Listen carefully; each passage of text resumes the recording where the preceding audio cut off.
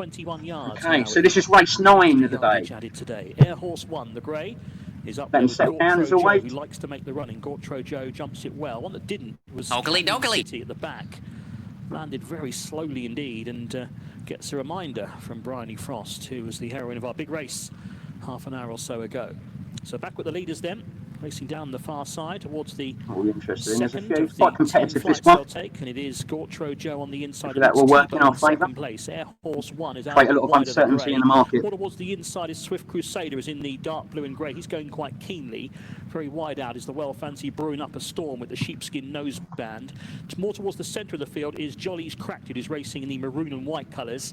Just off them is Amanoch Nick in the black and mauve, the white sleeves, and the red and yellow, the Mick Fitzgerald Racing Club colours of West End Story is next in the field. And Morden Wee being held up is in yellow and purple, and I'm afraid it's not going to be Canyon City's day by the looks of things. Again, he was slovenly over that hurdle and is becoming rather detached, and that might be it for him as the others prepare to leave the back straight behind them in the bright sunshine. Yes, indeed, he's being pulled up by Bryony Frost.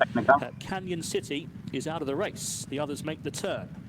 And up front it is Gortro Joe on the inside under double seeking Liam Harrison. These are half length clear to Thibaut, who be careful when you're this horse racing in second place in the front runner. Orange. Behind those on the inside, sometimes they reach a point and they'll stay there for a while, then they'll come Jolly's Cracked It very wide, still Brewing Up a Storm back over hurdles today. Massively. Nick is next in the white sleeve jacket to the inside. I hope it'll stay there for a little bit before it does. Chalada is ahead of Air Horse 1, and towards the back still is West End Story. Was a bit slow over that hurdle for Tom O'Brien.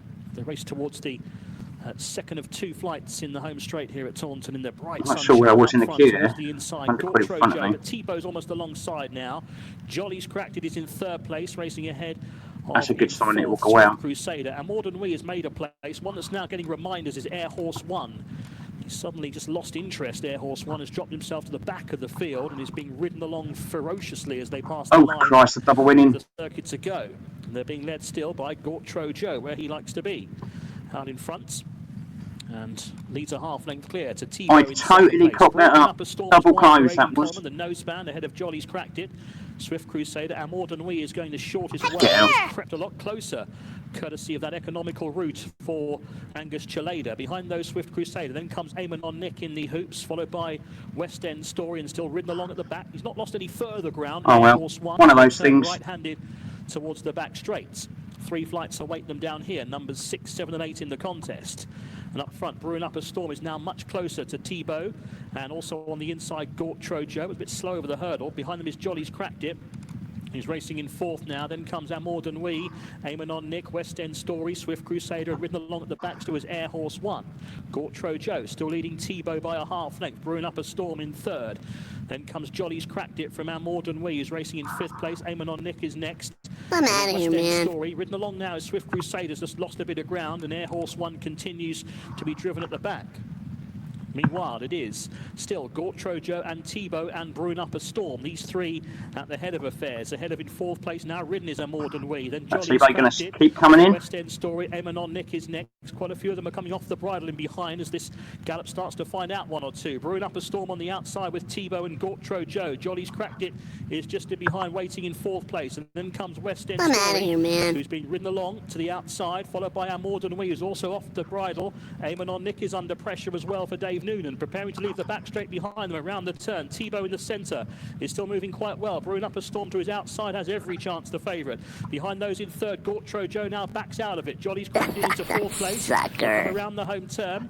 On the outside, Brewing Up a Storm in the pink colours, moving well with the stars on the sleeves. I'm still confident to go a little bit longer, but not much. Alongside, battling on for Nathan Brennan. Gortro Joe has now been passed by the improving Jolly's Cracked It as they head down towards the second last, and they're being followed by West End Story. But Brewing Up a Storm is travelling powerfully on the run towards the second last. He leads by a couple of lengths, a big jump as well. Oh, Brewing Up a Storm is bounding clear for Aidan Coleman. He's gone 3 lengths clear to Gortro Joe, to his credit fighting Mon for 2nd place. Behind those, Jolly's Cracked It, and then comes Thibaut and West End Story. Here's the last, Brewing Up a Storm.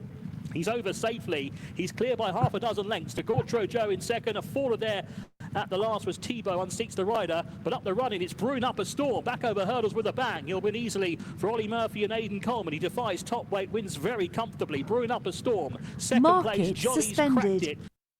Right, I cooked up in that race, and if you're not sure what happened, it's because I double clicked So basically, I close my position.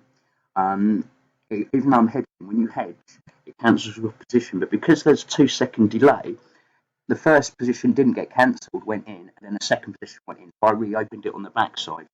That's why I panicked. Unfortunately, it cost me a couple of quid. So it's one of those things. I do it occasionally, but it's something to be aware of, because if you're trying to get out of a large position and you panic and you double click, say for example you've 40 quid with bigger stakes, you could double click in a panic, reopen a position, and end up losing a hell of a lot more. So it's something you have to be really careful of.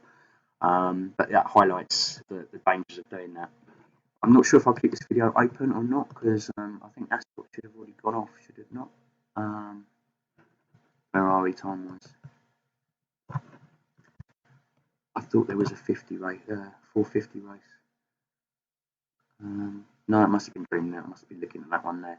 Right, okay, so we'll cut this video off and I'll come back. The next race, I'm watching the football this afternoon, so the next one will probably be my last. See what